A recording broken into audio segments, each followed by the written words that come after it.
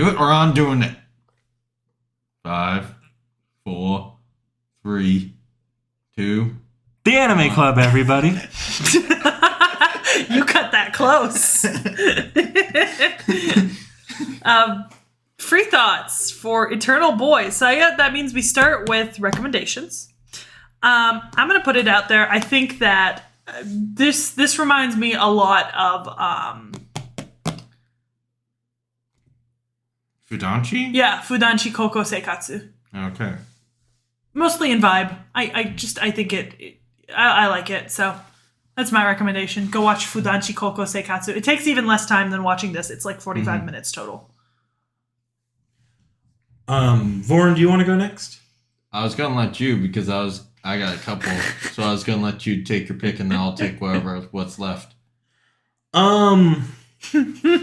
Look, I'm not gonna lie, I haven't seen a lot of Idol shows, and that's where my mind would immediately go to. So I'll just say the two that come to mind immediately. If you like the Idol aspect, I think Zombieland Saga has a different gimmick. I don't know. I haven't seen too far into it, but that's just straight out. It is very different. Yeah. But if you like if you heard the parts that I expressed that I really liked, towards I'd say the 3/4 to 2/3 mark of the show,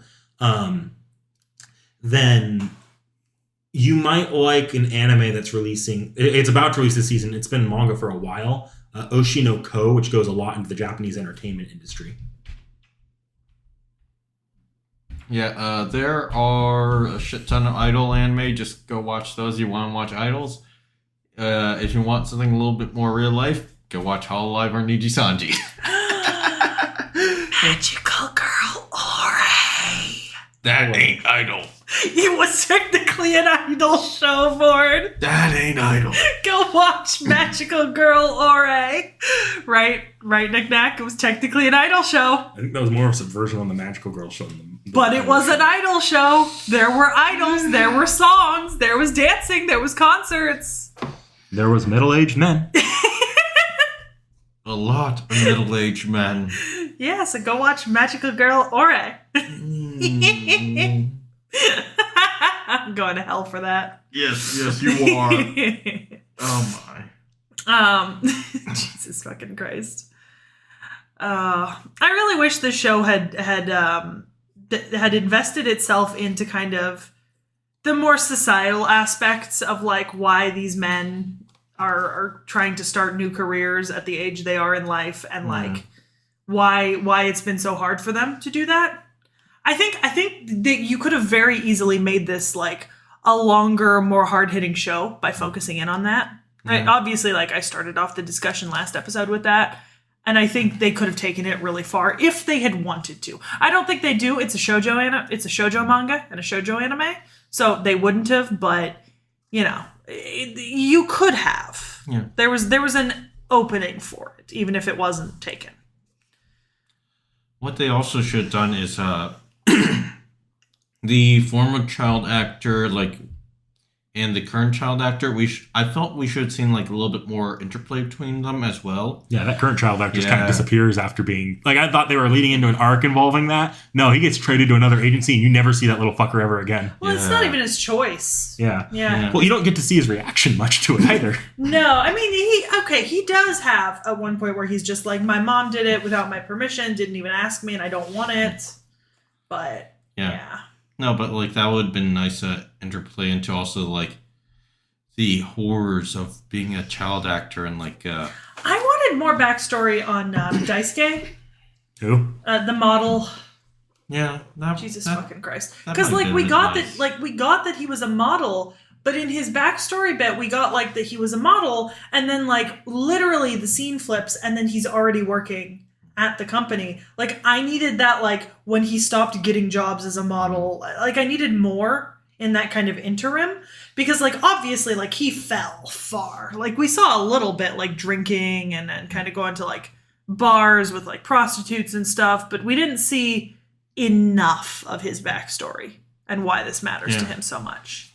Oh, do you want to actually kind of explain why we think this idol group is kind of on the more light-hearted side of the idol industry. I mean, that's fairly obvious to anyone who's into Asian idol industry info. If you put even like the briefest look into it, you'll see the problems. Also, we're not experts enough to go that much beyond the surface. I mean, okay, I've done a fair bit of research into the Korean idol industry, for example, because I'm really into K-pop and I really love K-pop. But here's the thing, right? These idols, like they become trainees, right? And basically, they live, eat, and breathe training and singing lessons and all sorts of other stuff, just to hope that they'll be selected for a group, and then they have to undergo like a year or more of like intense training so that they can debut and look all polished. And it, like, essentially they're being, kept in like a dormitory, sometimes 3 or 4 kids to a room or more. And even when they move out into like a house, they're like living together, 2 to 4 to a room, tiny house, like being chauffeured everywhere and kept on schedule by their managers, working long hours, having their food intake like corralled and controlled, especially the females, having like workout regimens dictated. It often comes out that there's a lot of drama and a lot of trauma with these groups. And then like fans can be absolutely brutal. Like so many female K-pop stars have gotten so much hate for having like a little bit of a thicker thighs or like being a little too skinny, even if it's like sort of their genetic body build. If they're just built a little thicker or a little thinner, they can get massive amounts of hate. And then their companies will respond to that by trying to make them look better, which may mean making them eat less or making them do special procedures. And God forbid you get seen in public with someone of the opposite gender. No, that's like a death sentence. And then it's exploitative and it's controlling, and it is one of the closest things I would say to modern kind of indentured servitude or slavery, because basically they sign these contracts and essentially a lot of K-pop groups, to get out of their contracts, have to completely dissolve themselves as a group. Very few groups manage to leave their companies and continue making music together. A lot of them, the groups just have to be completely dissolved because the groups are like owned by the company. Like these people are owned by their companies. Their lives are controlled 24/7. Their food is controlled. Their clothes are controlled. Their friends are controlled. Their appearances on TV are controlled.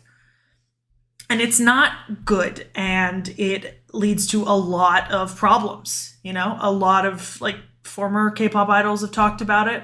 And it's just terrible. Yeah.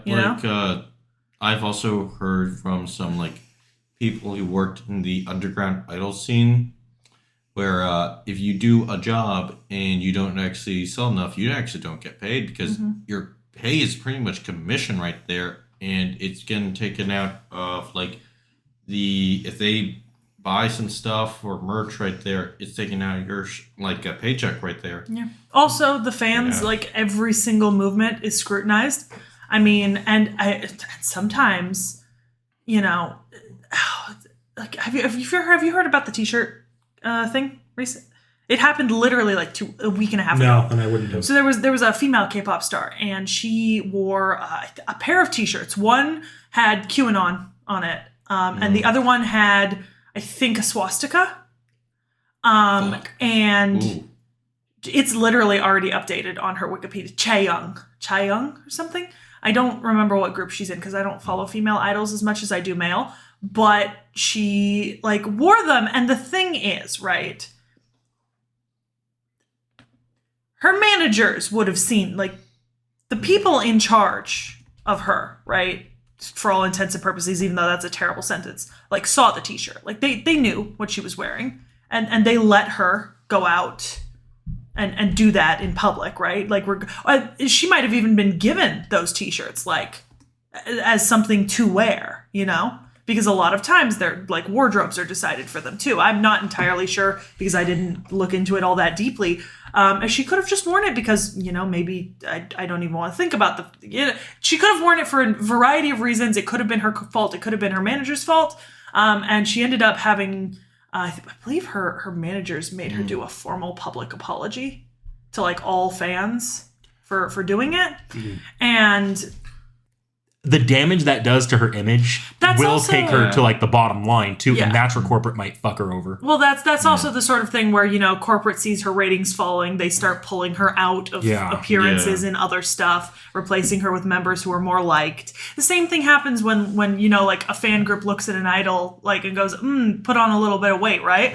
So company starts pulling them back, pulling them out of appearances they were supposed to be in, putting them on a diet, covering them up. Yep. Like it's a horrible industry at the moment. Like so much about it is just exploitative and terrible to the people participating in it. And the only way to get out of it is to become so big and so popular that you can buy your way out of it. You know, there are groups that have been able to do that, like essentially just buy their way out of this like control, right? Through influence and money, but it's rare. A lot of groups break up rather than do that. So like I think that's like, if you enjoy idol anime, you very well might enjoy Eternal Boys. I think that might be why it didn't sit well with me though, is because I know a lot of that. So when I see a lot of what they do in that first season, it feels very, very fake. Yeah, because like for example, I follow K-pop groups, right? There was this one K-pop group a while back, Infinite. I know you've never heard of them, but you've heard their music in my car at least once or twice because they're on my normal playlists. And Infinite did this show a while back, and this was before I knew a lot about the industry, but the premise of the show basically was that they had cameras on them and they were being filmed, right? Like behind the scenes. And their goal was to escape their managers to have time away from their schedules and stuff. So they'd be like planning with each other, like, okay, as soon as the door opens, we're all going to make a break for it. We'll run in these different directions. We'll reconvene at this place so that we can like eat like tteokbokki or something, which we're not allowed to eat. And when like I didn't know about all this kind of like background about the industry when I watched it. So I thought, oh, haha, funny escape show. They're playing tricks on their managers. But then you realize that like in reality, they're filming the show and they're escaping, right? Because like they need to escape to eat fucking rice cakes because they're unhealthy and their managers don't want them eating it. Yep. And then their managers are like hunting them down because the managers are on the line all too. All times a day they're being monitored, basically. Yeah, yep. Like this show filmed them when they were like sleeping, when they were awake, when they were changing. Like there was no privacy, you know? And like it was amusing to watch as TV, but when you realize that like for basically the duration of filming this, whenever they were filming, it was 24/7 and they were having to do this outside of all their normal activities and schedules. Like it's ridiculous. So I just looked up Wikipedia. So the QAnon was actually on a Korean TV show movie. Okay. Like a music section part. Okay. While the swastika was on Instagram. Yeah, there's your thing. Yeah. That will draw a big thing.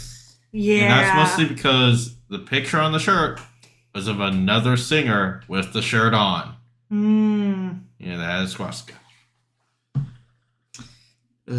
Yeah, because I'm just going to double check. Okay, so, yeah, you're right. So twice. Yeah. Okay, personal. Because it's fucking, look at this. In her personal life tab. And it's like literally just the t-shirt. Yeah, just the fucking t-shirt. So it was March 18th. Okay, so it was during a promotion of their song on the Music Core show. Crop Top showed a large Q in an American flag print with the words "We Go All" below it. 3 days later, they posted a picture on Instagram where she was wearing a t-shirt with Nazi. Okay, so the t-shirt had an image of Sid Vicious wearing a tilted right-facing swastika known as the Hakenkreuz, which is the one used in Germany.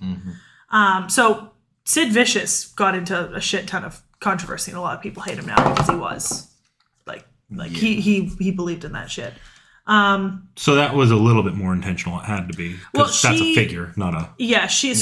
But once again, so she's a rapper. She's the rapper of T.H.E. So that's another thing they do is K-pop idols get typecast. If you're the rapper, you're supposed to be edgier. You're supposed to like American culture and like metal, and you're supposed to like dress edgier than the other members if you're the rapper, right? So someone fucking screwed up. I wonder if she was given that shirt because it wouldn't have the same implications in Korea as it would in like the American or the Western audience, but it would still be like edgy and like metal pop culture and stuff like that. So because you have to wonder if she was given it and you know, it wouldn't have had the same reception if it hadn't been posted to Instagram, where, you know, primary Instagram user is, you know, mostly the Western world, you know, because that's where Instagram is super, super popular. Yep. But yeah. Also, the apologies from her and her label did not address the QAnon shirt, just the swastika one. But once again, did she really understand No, the you whole can QAnon mistake thing? the Q for a brand thing, and then you have the American flag. Exactly, because it's an there. American flag with Yeah. American writing. Hell, when I buy clothes in Eastern Europe sometimes, it just has random English lettering and writing that says something, but it means nothing to me, you know? Like, so it's just, I don't know. It feels like she's getting a lot of backlash for something that may I think it not deserves. have been. I do think it deserves more backlash than like going to some random country and finding out someone named their kid Adolf. Yeah, I think... We were actually wrong. India's the biggest Instagram liker. Oh, Yeah, but then Wow. followed by the United Yes. States. Yeah. But, okay. No, I just think that this is one of those cases where, you know, regardless of what was intentioned and meant, something went wrong in the back end there. I think whoever, like, whether it was her or a manager, whoever decided that she should wear that shirt probably needs to be fired, because their job is to, like, because if it's a rapper, then she's supposed to look like Western culture. Yeah. They probably should know what they're putting on her if that's But- their job is to create that wardrobe. But I mean, once again, you're still looking like she's controlled by this company. Yeah. Like all these people are controlled by these companies, and then the companies blame it on the idols when something happens. And that doesn't mean that the idols are completely free of blame. But So- I don't know. It's such a toxic system. I think what gets into that toxicity, though, is the company can say they aren't blaming it on the idol, which absolutely might be true in the immediate sense, But but then the the ramifications long-term- will still come down on the idol, and the company isn't going to like long-term be like sympathetic, like, consequences. oh, you have these ramifications because we fucked up. No, you have these ramifications that's affecting our bottom line. You're out of here. Yeah. Bye-bye. And this is all like, once again, it's all just back to the way that the industry works. And I think that obviously we weren't going to get that from Eternal Boys because it's a shoujo kind of slice of life idol show. But, you know, you could very easily. We got a little Like- bit. That was my favorite arc. We did get a little, but you could have like very easily made an idol show that goes deep into this, like detailing these like institutionalized issues and problems and stuff like that. Well, that's why I recommended Oshino Ko, because that manga is basically all about Yeah. that shit. This is a weird one, but do you remember when I was playing those gacha dress-up games like Yeah. Love Nikki? So remember I played another one, Time Princess, right?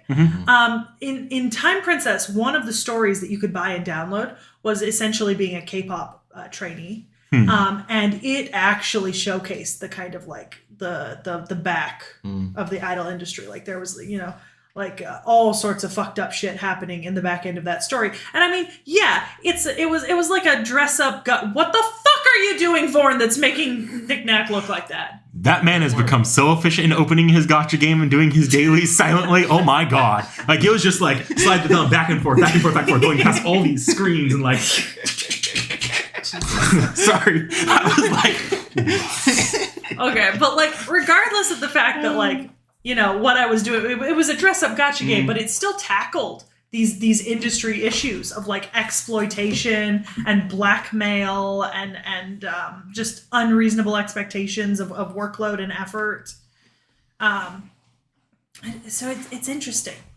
It's really interesting. I think it's something that doesn't get talked enough. I think now that K-pop is getting more and more popular in the Western world, I think it's a discussion that needs to be opened, because the only way to affect the industry is outside pressure. Yeah. Like outside pressure from people who are into it, like putting pressure on the companies. Yeah. what's interesting and somewhat frustrating though is a lot of that can only be pointed out.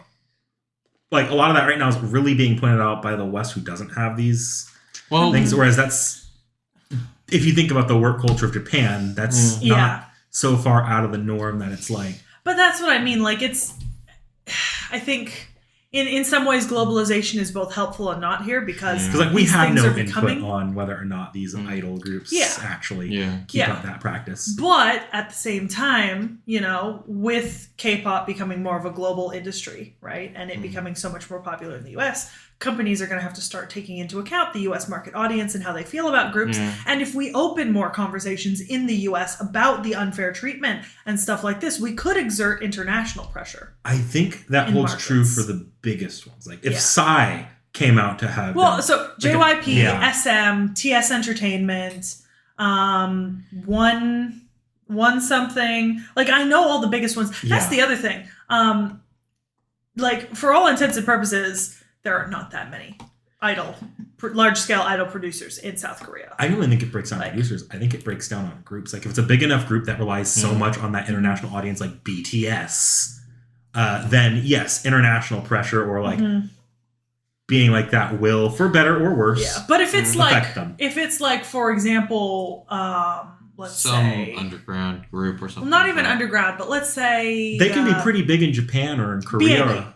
BAP was popular in Korea. They had Japanese releases for all their main singles. They never really made it big in the US, and they broke up. And that means that the only cultures that are going to affect that are the areas where they're releasing to. And I love BAP, don't get me wrong, but they can be as big as they want, but they don't have a big Western presence. Yep. It's the groups that have Western presence that'll be able to start Meaning shifting. We're not pushing a lot of industry pressure. No. I mean, and that's some people would argue that's a good thing. Some people would argue it's a bad thing, but either way, the long and the short of this is, people, you should get into K-pop. Oh my! I'm sorry, I had to.